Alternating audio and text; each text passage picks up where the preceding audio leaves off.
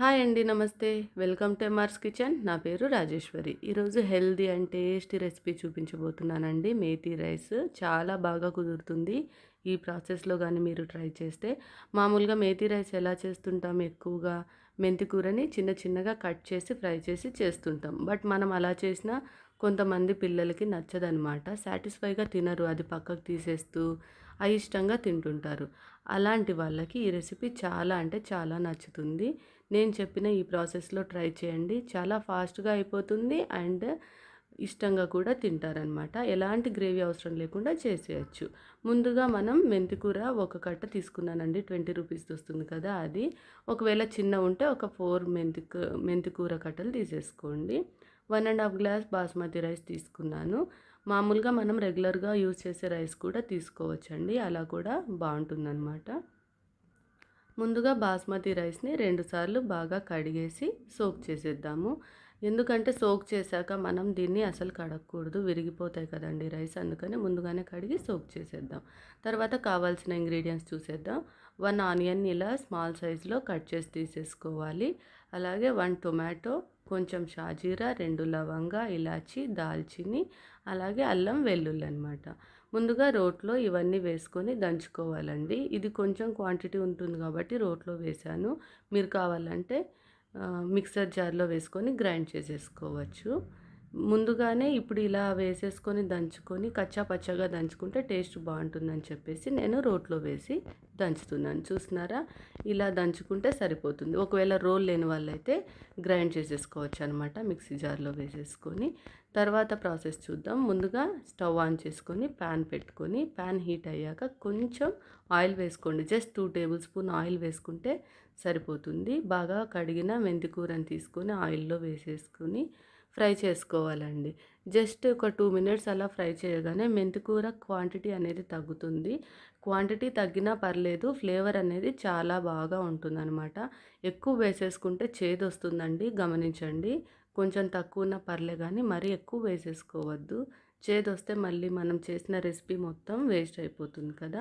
చూడండి, ఇలా ఫ్రై అయిపోయినాక మనం కరివేపాకు కొంచెం వేసుకోవాలి. జస్ట్ ఒక రెబ్బండి, ఒక 5-6 లీవ్స్ ఉంటే సరిపోతుంది. అది కూడా వేసేసుకొని ఇలా బాగా మిక్స్ చేసేసుకొని దగ్గర పడిపోయాక మిక్సర్ జార్లో వేసేసుకుందాం. చూస్తున్నారా, ఇలా ఫ్రై అయిపోతుంది అనమాట. కొంచెమే అయిపోయింది, చూసారా, అంత ఆకేసినా కొంచెమే అయింది. ఇప్పుడు ఇది చల్లగా అవనిద్దాం. తర్వాత మనం స్టవ్ ఆన్ చేసుకొని గిన్నె పెట్టుకొని సరిపడా ఆయిల్ వేసుకుందామండి. మేథీ రైస్కి ఎంతైతే ఆయిల్ పడుతుందో అంత వేసుకొని కొంచెం గీ కూడా వేసేసుకుందాం. నెయ్యి వేస్తే ఆ ఫ్లేవర్ బాగుంటుందన్నమాట. కట్ చేసి పెట్టుకున్నాం కదా 1 ఆనియన్, అది కూడా వేసేసాను. బాగా మిక్స్ చేసేసుకోండి. మామూలుగా మీ దగ్గర గీ లేకపోతే స్కిప్ చేసేయచ్చు, లేదంటే ఆయిలే వేసేసుకోవచ్చు ఆ ప్లేస్లో. ముందుగా మనం దంచి పెట్టుకున్న అల్లం ఆ మిశ్రమం ఉంది కదా, అది కూడా వేసేసుకొని పచ్చివాసన పోయేంత వరకు స్టవ్ని జస్ట్ మీడియం ఫ్లేమ్లో పెట్టేసుకొని 2 మినిట్స్ అలా వేపండి. అది అరోమా మనకి తెలిసిపోతుందనమాట, పచ్చివాసన పోయింది. చూసారా, ఇప్పుడు మనం 1 టొమాటోని కట్ చేసి పెట్టుకున్నాం కదా, అది కూడా వేసేసుకొని జస్ట్ 2 మినిట్స్ జస్ట్ సాఫ్ట్ అయ్యేంత వరకు కలుపుకోవాలండి. టొమాటోని మూత పెట్టాల్సిన పని లేదు, ఇలా కలుపుకుంటే సరిపోతుంది. అది సాఫ్ట్ అయిపోయిన తర్వాత, టొమాటో సాఫ్ట్ అయిపోయిన తర్వాత మేథీని మిక్సీ పట్టాను కదా, ఇది గ్రైండ్ చేసుకున్న ఈ పేస్ట్ వేసేసుకోవచ్చు. మామూలుగా మనకి అది గ్రైండ్ కాదు, కొన్ని వాటర్ వేసుకుంటే గ్రైండ్ అయిపోతుంది. వాటర్ ప్లేస్లో మీరు కర్డ్ కూడా వేసేసుకోవచ్చు. నేనైతే వేయలేదు, కర్డ్ వేసినా టేస్టీగానే ఉంటుందండి.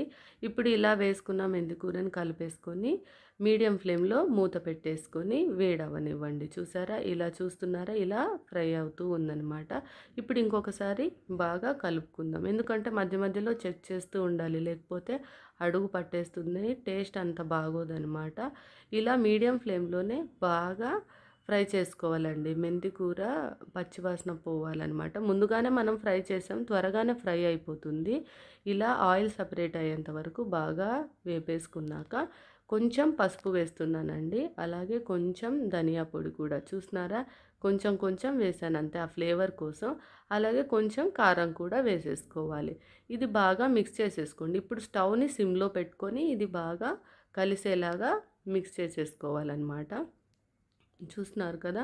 మీడియం ఫ్లేమ్‌లో పెడితే ఏమవుతుందంటే ఘాటు వచ్చేస్తదనమాట. మెంతి కూర ఆల్రెడీ మనకి ఫ్రై అయింది కాబట్టి జస్ట్ ఇలా మీడియం ఫ్లేమ్‌లో ఫ్రై అవ్వనివ్వాలి. 2 మినిట్స్ తర్వాత మనం బాస్మతి 1 ½ వేసాం కదా! సో, 2 ½ గ్లాస్ వాటర్‌నైతే యాడ్ చేసేసుకోవాలనమాట. కొంచెం తక్కువే వేయాలి. అందులోనూ సోక్ అయింది కాబట్టి రైస్ కొంచెం తక్కువ వాటర్ వేసుకుంటే మనకి రైస్ అనేది బాగా పొడి పొడిలాడుతూ బాగొస్తుందనమాట. చూసారా? ఇప్పుడు మనం సరిపడా సాల్ట్ కూడా వేసేసుకోవాలండి ఈ ఎసరులో. ఇప్పుడు మనం మేతిలోకి వాటర్ వేసాం కదా!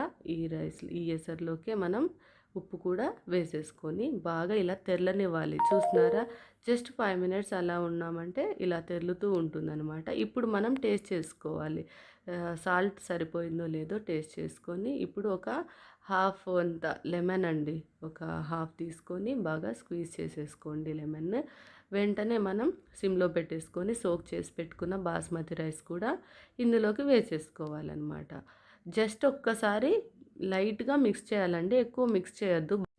లైట్‌గా మిక్స్ చేసుకుంటే సరిపోతుందండి. ఎక్కువ మిక్స్ చేసామంటే రైస్ అనేది విరిగిపోతుంది కాబట్టి లైట్‌గా మిక్స్ చేసుకొని హై ఫ్లేమ్‌లోనే పెట్టాలి. ఇప్పుడు మనం క్యారెట్ రైతా ఎలా చేయాలో చూసేద్దాం. చాలా సింపుల్ అండి. మామూలుగా మనం రైతా ఎలా చేసుకుంటాం రెగ్యులర్‌గా అలాగే బట్ క్యారెట్‌నే యాడ్ చేయాలి. ఇలా స్మాల్ సైజ్‌లో గ్రేట్ చేసేసుకొని 4-5 టేబుల్ స్పూన్ కర్డ్ మిక్స్ చేసేసుకొని కొంచెం సాల్ట్ వేసుకొని బాగా కలిపేసుకోవటమే. ఒకవేళ ఇందులో నచ్చితే ఫ్రెష్ క్రీమ్ కూడా వేసుకోండి. ఇంకా బాగుంటుంది టేస్ట్. తర్వాత ఇప్పుడు మళ్ళీ రైస్ చూసేద్దాం మనము. చూస్తున్నారా? ఇలా బాగా బాయిల్ అవుతుంది. రైస్ దగ్గర పడేంత వరకు హై ఫ్లేమ్‌లోనే మూత పెట్టకుండా బాయిల్ చేసుకోవాలి. చూడండి ఇప్పుడు దగ్గర పడింది కదా! ఇప్పుడు మనం జస్ట్ ఒకసారి లైట్‌గా అలా మిక్స్ చేసేసుకొని క్యాప్ క్లోజ్ చేసేద్దాం. ఇప్పుడు మనం సిమ్‌లో పెట్టేయాలండి. జస్ట్ ఒక్క 5 మినిట్స్ తర్వాత చెక్ చేసుకొని ఒక్కసారి మిక్స్ చేసేసుకుందాం. ఇంకా అప్పుడే అయితే రెడీ అయ్యి ఉండదండి. కొంచెం అయితే మాయిశ్చర్ అయితే ఉంటుంది అందులో.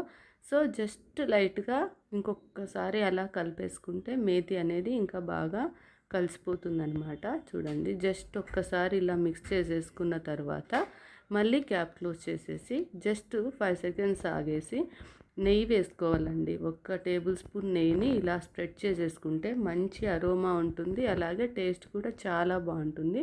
మూత పెట్టేసి 5 సెకండ్స్ ఆగి స్టవ్ ఆఫ్ చేసేసుకోవాలండి. అంతే రెడీ అయిపోయినట్టే అండి మేతి రైస్. ఇలా వేడి వేడిగా మేతి రైస్ని సర్వ్ చేసుకొని అలాగే మనం సలాడ్, కీరా, ఆనియన్‌తో సర్వ్ చేసుకుంటే చాలా బాగుంటుందండి.